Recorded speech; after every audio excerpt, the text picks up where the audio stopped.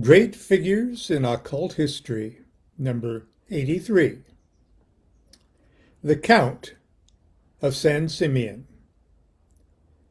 Birth date and death date unknown. By David P. Wilson for the Summer Solstice 1981 edition of Oye, which contains the text of Liber Pyramidos among cartoons and other things. But anyway, here's the caption. Of course, you know it's a takeoff on Count Saint Germain. In case I needed to tell you that. Okay. Some said that he was a Portuguese Jew, others a bookie from Detroit. But whatever his true origin, he developed a reputation that spread throughout the courts, both civil and state, of Europe. History knows of him primarily from his activities at Versailles during the reign of Louis XV. He claimed to be an adept who had achieved eternal life, but said by some to have created a homunculus in a large mason jar, and to have presented the king with a zircon the size of a hen's egg. He said that he did not require normal food, and indeed he was never seen to consume anything but Wheaties, vitamin E, and Ghibli's gin. As a result, he was referred to as, quote, the man who would not eat, or that rude man at the end of the table. Claiming to be upwards of 2,000 years old, he would bore audiences for hours with remembrances about the waitresses at the Last Supper or whether Norman the Conqueror had piles. While Orthodox historians maintain that he died in 1780 in Minsk, those with a mystical frame of mind point out that he was seen years after that date by, among others, Marie Antoinette, just before the Revolution, Helena Blavatsky, who met him in the rumpus room of Buckingham Palace in 1868, General Gordon, who was attended by him at the Battle of Mahjong, and most recently in Atlanta in 1939 at the premiere of Gone with the Wind. Whatever the truth may be, after a long and varied career, he has left absolutely nothing to posterity.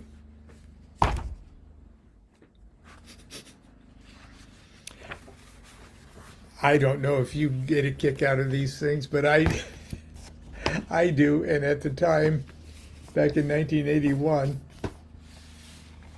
with everybody taking their occultism extremely seriously, they were a scream. Also, God, I got a couple more here, because after it all, it is Saturday morning cartoons. There are more than these. But anyway, after a few issues of Oye, or Oyez, as we called it, and as you recall, I was discussing the societal mix-up or stresses of the period just before the death of Grady McMurtry. And the tensions were high among the members, especially the founding members of their organization. And these provided quite of a safety valve of humor in those times, and there were those that thought that, well, you're being too disrespectful. Well, humor is disrespectful, and of course we weren't being disrespectful. We're just trying to lighten things up. But anyway, Grady, who was in ill health at the time, commented to others that he would like to appear in an issue of Oyez as one of the great figures in occult history. Grady wanted to be lampooned.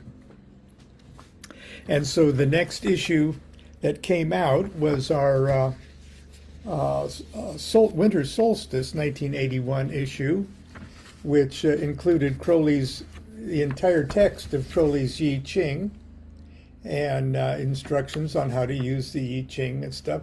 And with this fold-out image by David Wilson of a dragon with the I Ching sticks there.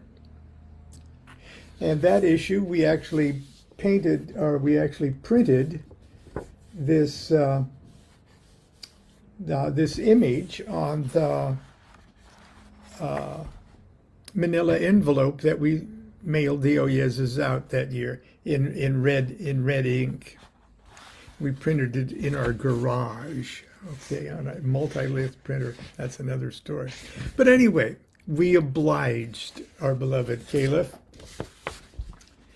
with Hymenaeus Alpo. Now, Grady was famous for wonderful, wonderful anecdotes and stories. We were so blessed to have him because he chronicled in detail many of the episodes of life as a Thelemite and life in the OTO while Crowley was still alive. And after Crowley's death, and before I guess it was known that Carl Germer had passed away, Grady moved to the Bay Area and started to teach yoga and things like that, and got a job at the university. But he told stories of staying at various people's apartments and coming in late at night and stepping in cat shit all the time. So the cat shit, and he always wore his own army boots, always, even when he wore shorts. When we went to the beach, he was wearing his jump boots. Okay, it was sort of his way. So here's David's cartoon of Hymeniac Alpo 777. And we got Nuit and Hadit and his beloved lady friend at the time, Miss Shireen, there on the magic circle. So I won't be able to hold it up and read it at the same time. So if you can, if you want to, hold that image in your mind. Great Figures in Occult History number 777. Hymeniac Alpo, 1913 to 1969. Okay, obviously, this fictitious character that died before Grady was... Okay. Served under General Elephant at the invasion of Normandy. While on leave in London, he was befriended by Aleister Crowley, who made him future head of the order because of his masterful skill in challenge Yahtzee and his ability to obtain real coffee, chocolate, and nylon stockings. Now, that's, of course, in reference to Crowley and Grady played chess together, and that was one of their bonding elements of their friendship. And it's awesome that anyone could play chess with Aleister Crowley and gain his respect. But anyway, in this case, Alpo was challenge Yahtzee. His unique leadership philosophy of do what thou wilt, success is your proof, so don't bother me. Now, that's not an exaggeration, okay? That was pretty much his leadership philosophy. and it was the wisest philosophy. His unique leadership philosophy of do what thou wilt, success is your proof, so don't bother me, and his publication of the Crowley Mahjong, magically achieved through the little-known ceremony of marching through cat shit, was responsible for the magical revival on the North American continent and the great San Francisco boot shortage. Now, I've got to digress here because there's so much truth in this. Grady was responsible for having the Thoth Tarot originally properly photographed and published for the first time in color. He was responsible for it. And in his campaign to do that, he was staying at various people's apartments and things, and that's where he was marching through cat shit.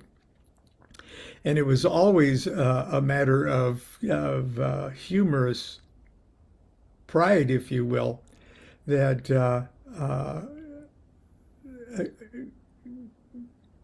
Grady said that the Thoth Tarot finally got itself published through a magical campaign of walking through cat shit for months. So that was absolutely true. Okay. He was alleged to have died in 1969 by being trampled by enraged tortoises during a botched I Ching demonstration. Rumors persist, however, that an empty coffin rests in the Alpo family crypt, and that he still directs the operation of the order from a secret location. We must add there's no evidence to substantiate this claim. There it was, at His Majesty's request, Great Figures in Occult History, High Maniac Alpo. And much to many people's surprise and shock, Grady absolutely loved it. Okay, one more cartoon. And this is from Oyez, almost 10 years later, autumn 1992. And in this issue, we printed the entire text of Crowley's Soul of the Desert. But along with that, there was, and not only that, geez, holy cow.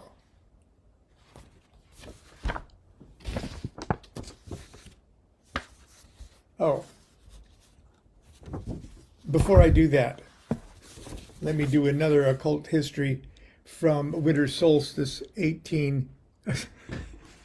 It's almost that long ago, 1987, and another issue of Oyez with another drawing by David P. Wilson. And in this issue, the entire text of Crowley's Wake World from Conks on Pox.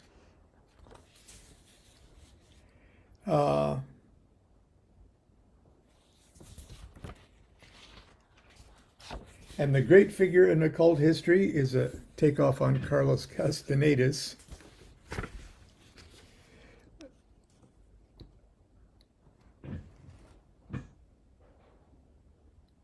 Carlos Castaneda. There he is with donuts, eating donuts. That must be Don Juan right there.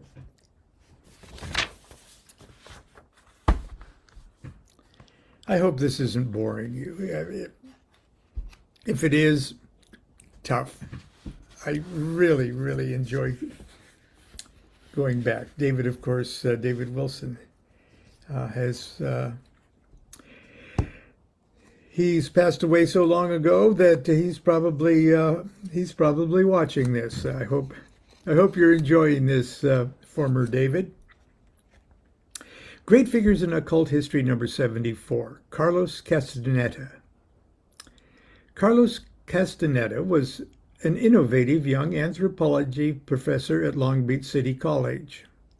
When, in 1962, he decided to do a field study of the folk beliefs of the Oahu Indians in Arizona to see if he could find surviving traces of their ancient culture.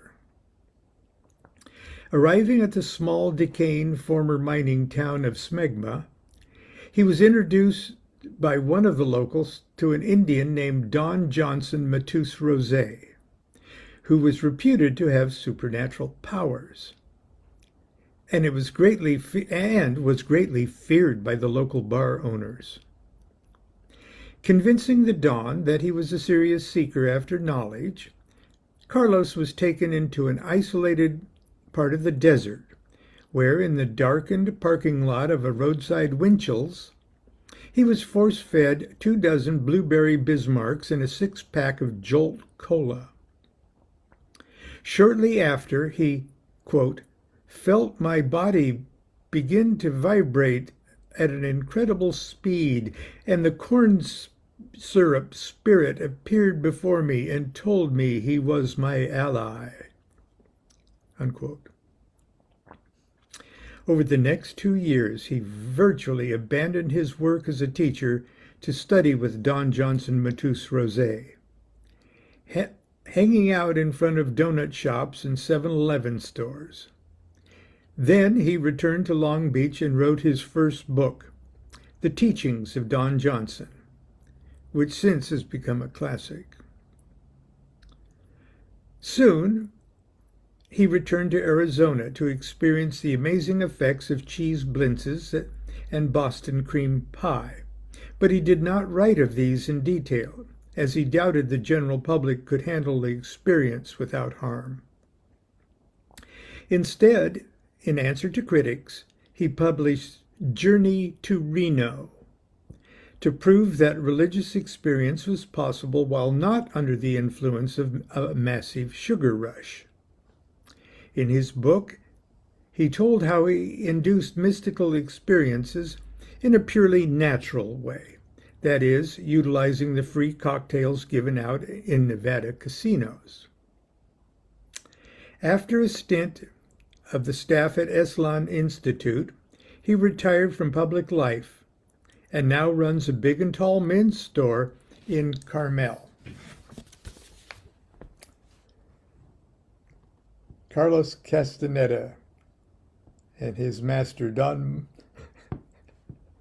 Carlos Matus Rose. Anyway, that's that. Okay, somewhere in Oyez, and I'm going to save that for around April. I did a series where Archbishop Duquette was assassinated, and I made it sort of look like a real newspaper article.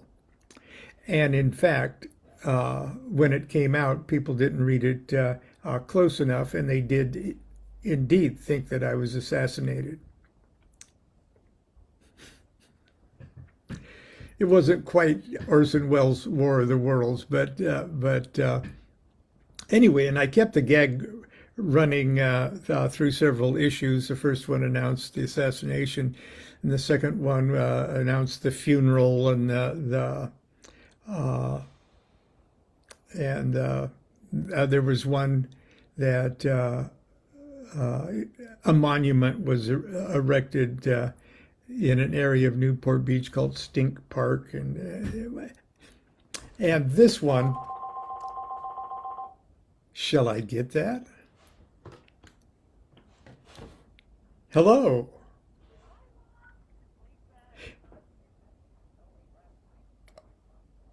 Okay. Can Constance call you right back? I mean, right back? Okay, she's got your...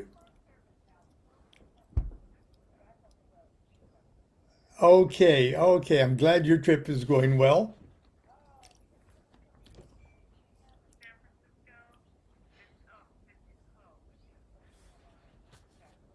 Okay. I once married a couple out in front of the Legion of Honor. Ah, it's beautiful. Yes. Okay, I'll have her call you right back. I'm just finishing up my show. Oh, that's okay. Bye bye. Constance is taking care of the neighbor's garden and cat while they're in San Francisco. Anyway, here is another David Wilson treatment. It got to Archbishop Duquette denounced. And this is the issue that has the soul of the desert, the soul of the desert. And I promise this is where I'll stop today, because Constance has to call the neighbor. Archbishop Duquette denounced. Newport Beach, in an act unprecedented in the history of the order, Haru Raha Lodgemaster I.Z. Guilford has launched a stinging denunciation of his predecessor in that office, the late Archbishop Lon Milo DuQuette. Excerpts from Phony, Guilford's soon-to-be-released unauthorized biography of the slain religious leader, contain shocking accusations of incompetence, misuse of charisma, heresy, and deviant behavior. Legal maneuvers by the Duquette family to prevent publication of Phony have so far proven unsuccessful, and the refusal last Friday by a U.S. appellate court to hear arguments means that Phony could be on the bookshelves within the month. Quote, "He was an idiot, a complete buffoon. I've got to set the record straight before any more people can get sucked into deifying this jerk," said Guilford at the Newport Beach Press Club. Guilford may have his work cut out for him, however, for in the 5 years since Archbishop Duquette's assassination, interest in the eccentric prelate has swollen to a global phenomenon. Last year alone, his booklet, unpublished in his lifetime, "I'm Happy Because I Don't Know Any Better," that's the title, exceeded $2 million in sales and spent 22 weeks on the New York Times bestseller list. Sales this year of his Mantra brand chewing gum and Blood O' God wine coolers continue to lead all competitors and has earned the Duquette mother firm, Gnostico, a seat on the New York Stock Exchange. To respond to Guilford's accusations, St. Constance of the Well, Our Lady of Perpetual Motion, widow of the late Archbishop, received reporters yesterday afternoon at her home at His Graceland. When asked if charges were true that her husband would rather drink canned martinis and watch Christian television than listen to the problems of local lodge members, she simply responded, "Wouldn't you?"